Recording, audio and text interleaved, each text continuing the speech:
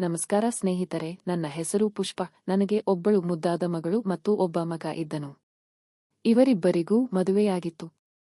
ನನ್ನ ಮಗ ಕೆಲಸದ ಕಾರಣದಿಂದಾಗಿ ಹೊರಗೆ ಹೆಚ್ಚಾಗಿ ಉಳಿಯುತ್ತಿದ್ದನು, ಆದರೆ ನನ್ನ ಸೊಸೆ ಮಾಲಾ ನನ್ನ ಜೊತೆಯಲ್ಲೇ ಇರುತ್ತಿದ್ದಳು. ಮಗನ ಮದುವೆಯಾಗಿ 3 ವರ್ಷವಾಗಿತ್ತು, ಮಗಳ ಮದುವೆಯಾಗಿ 1.5 ವರ್ಷವಾಗಿತ್ತು.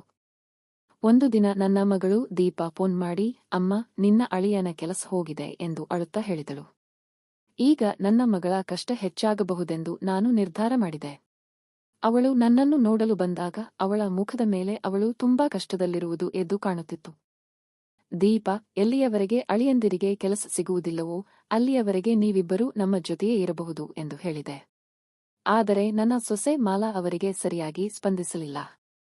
ಅವರಿಬ್ಬರು ಬಂದ ಮೇಲೆ ಮಾಲಾ ಅವರನ್ನು ಚೆನ್ನಾಗಿ ನೋಡಿಕೊಳ್ಳುತ್ತಿರಲಿಲ್ಲ. ದೀಪಾ ಮತ್ತು ಮಾಲಾ ನಡುವೆ ಆಗಾಗ ಚಿಕ್ಕಪುಟ್ಟ ಕೆಲಸಗಳ ವಿಷಯಕ್ಕೆ ಮನಸ್ತಾಪವಾಗುತ್ತಿತ್ತು. ಒಂದು ದಿನ ನಾನು ಸೊಸೆಗೆ ಕೋಪದಿಂದ, ನಿನಗೆ ನನ್ನ ಮಗಳ ಮೇಲೆ ಕೋಪವಿದ್ದರೆ ನೀನು ನಿನ್ನ ಗಂಡನ ಜೊತೆಗೆ ಹೋಗಬಹುದು ಎಂದು ಹೇಳಿಬಿಟ್ಟೆ. ನನ್ನ ಈ ಮಾತಿಗೆ ಅವಳಿಗೆ ತುಂಬಾ ಕೋಪ ಬಂದಿತು. ಅವಳು ತಕ್ಷಣ ತನ್ನ ಬಟ್ಟೆಗಳು ಮತ್ತು ವಸ್ತುಗಳನ್ನೆಲ್ಲ ಪ್ಯಾಕ್ ಮಾಡಿಕೊಂಡು ಮನೆ ಬಿಟ್ಟು ಹೋಗುವ ನಿರ್ಧಾರ ಮಾಡಿದಳು. ಅವಳು ಹೊರಟು ಹೋದ ಮೇಲೆ ನನ್ನ ಮಗಳು ನೆಮ್ಮದಿಯಾಗಿರತೊಡಗಿದಳು. ಕೆಲವು ದಿನಗಳ ನಂತರ ಅಳಿಯಂದಿರು ಆಕಸ್ಮಿಕವಾಗಿ ನನ್ನ ಕೋಣೆಗೆ ಬಂದರು. ಆ ಸಮಯದಲ್ಲಿ ನಾನು ಕಬೋರ್ಡ್ನಿಂದ ಸೀರೆಗಳನ್ನು ತೆಗೆದುಕೊಳ್ಳುತ್ತಿದ್ದೆ. ಪರಿಚಯದವರ ಮದುವೆಗೆ ಹೋಗಬೇಕಾಗಿದ್ದರಿಂದ ಕೆಲವು ಸೀರೆಗಳನ್ನು ಸಪರೇಟ್ ಆಗಿ ಇಟ್ಟಿದ್ದೆ. ನಾನು ಸೀರೆಯ ಬ್ಲೌಸ್ ಅನ್ನು ಹಾಕಿ ನೋಡುತ್ತಿರುವಾಗ ಆಕಸ್ಮಿಕವಾಗಿ ಬಾಗಿಲನ್ನು ಬಡಿಯದೆ ಅಳಿಯಂದಿರು ಕೋಣೆಯೊಳಗೆ ಬಂದರು.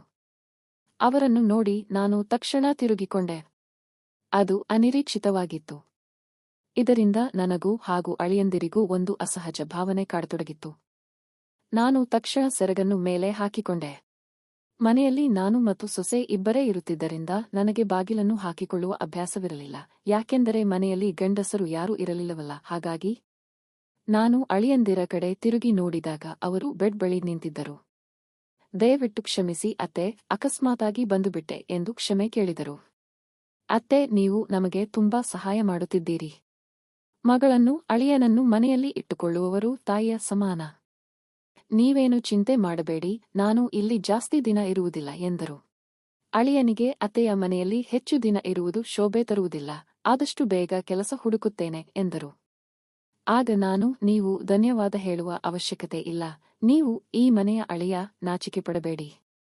ಮಗ ಮಹೇಶ್ ಹೇಗೋ ಹಾಗೆಯೇ ನೀವೂ ಕೂಡ ಅಂದೆ. ತಕ್ಷಣ ಅವರು ಅಪ್ಪಿಕೊಂಡರು. ಅಳಿಯಂದಿರು ನನ್ನನ್ನು ತಬ್ಬಿಕೊಂಡಾಗ ಒಂದು ಕ್ಷಣ ನಾನು ಬೆಚ್ಚಿಬಿದ್ದೆ. ಅಷ್ಟಕ್ಕೂ ಅವರು, ಅಳಿಯ, ನಮ್ಮಿಬ್ಬರ ನಡುವೆ ಅಷ್ಟೊಂದು ಸಲಿಗೆ ಇರಲಿಲ್ಲ, ಇದು ಇಂದಿನ ಕಾಲದ ಹುಡುಗರ ವರ್ತನೆ ಇರಬಹುದು ಎಂದು ಯೋಚಿಸಿ ಸುಮ್ಮನಾದೆ. ಆದರೆ ಕ್ರಮೇಣ ನನ್ನ ಮನಸ್ಸಿನಲ್ಲಿ ಬೇಡವಾದ ಆಲೋಚನೆಗಳೇ ಬರತೊಡಗಿದವು. ದೀಪಾ ಮತ್ತು ಅಳಿಯಂದಿರ ನಡುವೆ ಏನೋ ಸರಿಯಿಲ್ಲ ಎಂದು ನನಗೆ ಅನಿಸತೊಡಗಿತು. ಒಂದು ದಿನ ದೀಪಾಳ ಕೋಣೆಯಲ್ಲಿ ಜಗಳವಾಡುತ್ತಿರುವ ಶಬ್ದ ಕೇಳಿಸಿತು. ನಾನು ಅವರ ರೂಮಿಗೆ ಹೋಗಿ ನೋಡಿದಾಗ ದೀಪಾ ತನ್ನ ಗಂಡನಿಗೆ, 20 ದಿನವಾದರೂ ಒಂದು ಕೆಲಸ ಹುಡುಕಲು ಸಾಧ್ಯವಾಗಲಿಲ್ಲವೇ? ಇಡೀ ದಿನ ಫೋನು, ಲ್ಯಾಪ್ಟಾಪ್ ಮುಂದೆ ಏನು ಮಾಡುತ್ತೀರೋ ಎಂದು ಬೈಯುತ್ತಿದ್ದಳು. ಮನೆಯಲ್ಲಿ ಕುಳಿತು ನಿಮ್ಮ ತಲೆ ಕೆಟ್ಟಿರಬೇಕು, ಈಗ ನನ್ನ ತಲೆಗೆ ಎಣ್ಣೆ ಹಚ್ಚಿ ಮಸಾಜ್ ಮಾಡು ಎನ್ನುತ್ತಿದ್ದೀರಿ. ಇಂತಹ ಕೆಲಸಕ್ಕೆ ಬಾರದ ವ್ಯಕ್ತಿಗೆ ನಾನು ಮಸಾಜ್ ಮಾಡುವುದಿಲ್ಲ ಎಂದು ಹೀಯಾಳಿಸುತ್ತಿದ್ದಳು. ದೀಪಾ ತನ್ನ ತಾಯಿ ಎದುರಿಗೆ ಗಂಡನಿಗೆ ಅವಮಾನ ಮಾಡುತ್ತಿದ್ದಳು. ಇದನ್ನು ಕೇಳಿ ನಾನು ದೀಪಾಳಿಗೆ ಬೈಯಲು ಶುರುಮಾಡಿದೆ. ದೀಪಾ, ನಾಲಿಗೆ ಮೇಲೆ ಹಿಡಿತವಿರಲಿ. ಅವರು ಕೆಲಸ ಹುಡುಕುತ್ತಿದ್ದಾರಲ್ಲವೇ? ಒಂದಲ್ಲ ಒಂದು ದಿನ ಕೆಲಸ ಸಿಕ್ಕೇ ಸಿಗುತ್ತದೆ. ಈ ಸಮಯದಲ್ಲಿ ನೀನು ಧೈರ್ಯ ಹೇಳಬೇಕು ಅಂದೆ. ಅದಕ್ಕೆ ಅವಳು, ಅಮ್ಮ, ನಿನ್ನ ಅಳಿಯ ನಿನಗೆ ಅಷ್ಟೊಂದು ಪ್ರೀತಿ ಪಾತ್ರರಾಗಿ ಕಂಡರೆ ನೀನೇ ಅವರಿಗೆ ಎಣ್ಣೆ ಹಚ್ಚಿ ಮಸಾಜ್ ಮಾಡಬಾರದೆ ಎಂದು ಕೇಳಿದಳು.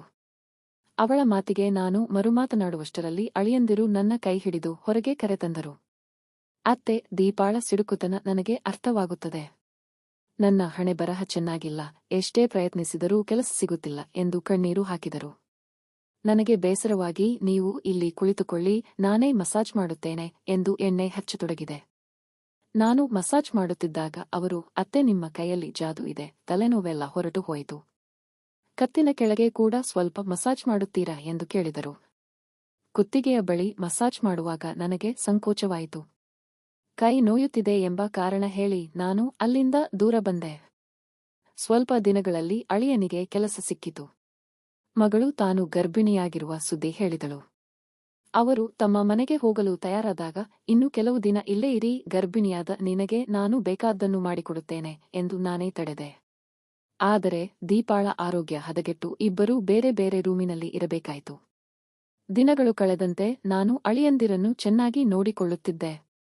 ಬಟ್ಟೆ ಇಸ್ತ್ರಿ ಮಾಡುವುದು, ಬಾಕ್ಸ್ ರೆಡಿ ಮಾಡಿಕೊಡುವುದು ಮಾಡುತ್ತಿದ್ದೆ. ಅಳಿಯಂದಿರು ಕೂಡ ನನಗೆ ಮನೆ ಕೆಲಸದಲ್ಲಿ ಸಹಾಯ ಮಾಡುತ್ತಿದ್ದರು. ದೀಪ ಗರ್ಭಿಣಿಯಾಗಿದ್ದರಿಂದ ಅವಳ ಮನಸ್ಸು ಸರಿಯಿರದೆ ಅಳಿಯನ ಮೇಲೆ ಪದೇ ಪದೇ ಜಗಳವಾಡುತ್ತಿದ್ದಳು. ಒಂದು ದಿನ ಅಳಿಯ ಬಂದು, ಅತ್ತೆ, ದೀಪ ರೂಮಿನಲ್ಲಿ ಮಲಗಲು ಸಾಧ್ಯವಿಲ್ಲ, ಸ್ವಲ್ಪ ಕೈತಗುಲಿದರೂ ಅವಳು ರೇಗುತ್ತಾಳೆ. ನನಗೆ ಆಫೀಸ್ ಕೆಲಸದ ಒತ್ತಡವಿರುವುದರಿಂದ ಸರಿಯಾಗಿ ವಿಶ್ರಾಂತಿ ಬೇಕು. ಅಭ್ಯಂತರವಿಲ್ಲದಿದ್ದರೆ ನಾನು ನಿಮ್ಮ ರೂಮಿನಲ್ಲೇ ಮಲಗುತ್ತೇನೆ ಎಂದರು. ನಾನು ಮೊದಲು ಗಾಬರಿಯಾದರೂ ಮಗನ ಸಮಾನ ಎಂದು ಒಪ್ಪಿಕೊಂಡೆ. ಅವರು ರೂಮಿನಲ್ಲಿ ಇದ್ದಿದ್ದರಿಂದ ನನಗೆ ನೈಟಿ ಹಾಕಿಕೊಳ್ಳಲು ಮುಜುಗರವಾಗಿ ಸೀರೆಯಲ್ಲೇ ಮಲಗಿದೆ. ಇದರಿಂದ ನನಗೆ ಸರಿಯಾಗಿ ನಿದ್ದೆ ಹತ್ತಲಿಲ್ಲ. ಮಾರನೇ ದಿನ ಅಳಿಯ, ಅತ್ತೆ, ನನ್ನಿಂದ ನಾಚಿಕೆ ಬೇಡ, ನೀವು ನೈಟಿ ಧರಿಸಿಯೇ ಮಲಗಿ ಎಂದರು. ನಂತರ ನಾನು ಬಟ್ಟೆ ಬದಲಿಸಿ ಬಂದಾಗ, ನೀವು ಇದರಲ್ಲಿ ತುಂಬಾ ಸುಂದರವಾಗಿ ಕಾಣುತ್ತೀರಿ ಎಂದು ಹೊಗಳಿದರು. ಮತ್ತೊಂದು ದಿನ ನಾನು ಬಾತ್ರೂಂನಲ್ಲಿ ಕಾಲು ಜಾರಿ ಬಿದ್ದೆ. ಸೊಂಟಕ್ಕೆ ತುಂಬಾ ನೋವಾಯಿತು. ದೀಪಾಳನ್ನು ಕರೆದರೂ ಅವಳು ಬರಲಿಲ್ಲ. ಆದರೆ ಅಳಿಯಂದಿರು ಬಂದು ನನ್ನನ್ನು ಎತ್ತಿ ಹಾಸಿಗೆಯ ಮೇಲೆ ಮಲಗಿಸಿದರು. ಅವರು ಆಫೀಸ್ಗೆ ಹೋಗಲು ರೆಡಿಯಾಗಿದ್ದರು. ಅವರ ಬಟ್ಟೆ ಒದ್ದೆಯಾದರೂ ಲೆಕ್ಕಿಸದೆ ನನಗೆ ಸಹಾಯ ಮಾಡಿದರು. ಸಂಜೆ ಅಳಿಯಂದಿರು ಸೊಂಟದ ನೋವಿನ ತೈಲ ತಂದು ಹಚ್ಚಲು ಮುಂದಾದರು. ನಾನು ಬೇಡವೆಂದರೂ ದೀಪಾಳಿಗೆ ಕೆಲಸ ಮಾಡಲು ಆಗುವುದಿಲ್ಲ ಎಂದು ಅವರೇ ಹಚ್ಚಿದರು. ನಂತರ ಒಂದು ದಿನ ನಾನು ದೀಪಾಳಿಗೆ, ಸೊಸೆಯನ್ನು ವಾಪಸ್ ಕರೆಯೋಣ, ನನಗೆ ಕೆಲಸ ಮಾಡಲು ಆಗುತ್ತಿಲ್ಲ ಅಂದೆ. ಅದಕ್ಕೆ ಅವಳು, ಅಳಿಯ ಇಷ್ಟೊಂದು ಸೇವೆ ಮಾಡುತ್ತಿದ್ದಾರಲ್ಲ, ಇನ್ನೇಕೆ ಸೊಸೆ ಎಂದಳು. ಅವಳ ಮಾತಿನ ಮರ್ಮ ಅಂದು ಅರ್ಥವಾಗಲಿಲ್ಲ. ರಾತ್ರಿ ಅಳಿಯಂದಿರಿಗೆ ದೀಪಾಳ ರೂಮಿಗೆ ಹೋಗಲು ಹೇಳಿದಾಗ ಅವರಿಗೆ ಸಿಟ್ಟು ಬಂತು. ನಾನು ಅವರಿಗೆ ಸಮಾಧಾನ ಮಾಡಲು ಅವರ ರೂಮಿನ ಕಡೆ ಹೋದಾಗ ದೀಪ ಮತ್ತು ಅಳಿಯಂದಿರು ಮಾತನಾಡುತ್ತಿದ್ದುದು ಕೇಳಿಸಿತು. ದೀಪ ಹೇಳುತ್ತಿದ್ದ ಮಾತುಗಳು ನನ್ನನ್ನು ಬೆಚ್ಚಿ ಬೀಳಿಸಿದವು. ನಾವು ಈ ಆಸ್ತಿ ಬರೆಯಿಸಿಕೊಳ್ಳಲು ನಾಟಕ ಮಾಡುತ್ತಿದ್ದೇವೆ. ನಾನು ಗರ್ಭಿಣಿಯೇ ಆಗಿಲ್ಲ, ತವರು ಮನೆಯ ಆಸ್ತಿಗಾಗಿ ಸುಳ್ಳು ಹೇಳುತ್ತಿದ್ದೇನೆ. ಅತ್ತಿಗೆ ಬಂದರೆ ನಮ್ಮ ನಾಟಕ ಬಯಲಾಗುತ್ತದೆ ಎಂದು ದೀಪ ಹೇಳುತ್ತಿದ್ದಳು. ಇದನ್ನು ಕೇಳಿ ನನ್ನ ತಲೆ ಸುತ್ತಿದಂತಾಯಿತು. ಮಗಳೇ ಇಷ್ಟು ದೊಡ್ಡ ಸಂಚು ರೂಪಿಸಿದ್ದಾಳೆ ಎಂದು ತಿಳಿದು ಶಾಂತವಾಗಿ ಮರಳಿದೆ. ಮಾರನೇ ದಿನ ಮಗ ಮತ್ತು ಸೊಸೆಯನ್ನು ಮನೆಗೆ ಕರೆಸಿದೆ. ಮಗಳು ದೀಪ ಎದುರು ಸತ್ಯ ಬಿಚ್ಚಿಟ್ಟೆ. ನಿಮ್ಮ ಸಂಚನ್ನು ನಾನು ಕೇಳಿಸಿಕೊಂಡಿದ್ದೇನೆ. ಆಸ್ತಿಗಾಗಿ ಸುಳ್ಳು ಹೇಳಿ ಸಂಬಂಧವನ್ನು ಮರೆತ ನಿನಗೆ ಈ ಮನೆಯ ಒಂದು ಇಟ್ಟಿಗೆಯನ್ನು ಕೊಡುವುದಿಲ್ಲ ಎಂದು ಗದರಿದೆ. ಆಸೆ ಬುರುಕ ಮಗಳಿಗಿಂತ ನನ್ನನ್ನು ಸಾಕಿ ಸಲಹಿದ ಸೊಸೆಯೇ ಮೇಲು ಎಂದು ನಿರ್ಧರಿಸಿದೆ. ಹಣ ಮತ್ತು ದುರಾಸೆಯಿಂದ ಬರುವ ಸಂಪತ್ತು ಎಂದಿಗೂ ನೆಮ್ಮದಿ ಕೊಡುವುದಿಲ್ಲ, ಪ್ರೀತಿಯಿಂದ ಇರುವ ಪರಿವಾರವೇ ನಿಜವಾದ ಸಂಪತ್ತು ಎಂದು ಹೇಳಿ ಅವಳನ್ನು ಮನೆಯಿಂದ ಹೊರಗೆ ಕಳುಹಿಸಿದೆ. ಸ್ನೇಹಿತರೆ, ಇದು ಇವತ್ತಿನ ಕತೆ.